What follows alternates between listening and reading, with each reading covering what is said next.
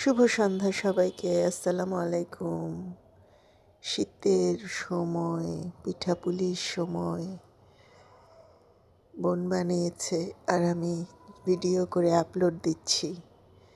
Yummy yummy পিঠা। এই পিঠাটা আমার খুব ভাল লাগে, বানাতেও সহজ, খেতেও মজা।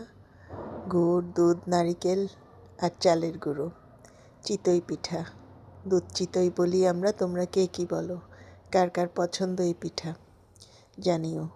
রাতের বেলা ভিজিয়ে রেখেছিলাম, সকালবেলা তারপরে এটা খাওয়ার জন্য রেডি। নারিকেল আমি দুধের সাথে মেশাইনি, খাওয়ার জন্য যখন বেড়ে দিয়েছি তার উপরে কাঁচা নারিকেল এভাবে করে দিয়েছি। নারিকেল কিন্তু ঠান্ডা, যাদের ঠান্ডার সমস্যা আছে নারিকেল খাবে না। তো দেখো কেমন হলো, কেমন বানিয়েছি। আমি একটু এগুলো কম পারি, খেতে পারি ভালো। তো শুভ সন্ধ্যা সবাইকে। সবার জন্য অশেষ শুভাশিস রইল।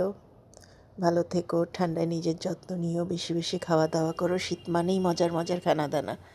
কাজ করতে না হলে আরও ভালো হতো, কাজ করতে হয় বলেই শীতে এত অশান্তি, তাই না সবার? আর না হইলে তো শুধু পিঠা পুলি, মজার মজার খানা দানা সব শীতের মধ্যেই। তো এভাবে করে মজাদার পিঠা বানিয়ে খাও। দেখো কেমন পিঠা বানালাম, চমৎকার বানিয়েছি না বলো?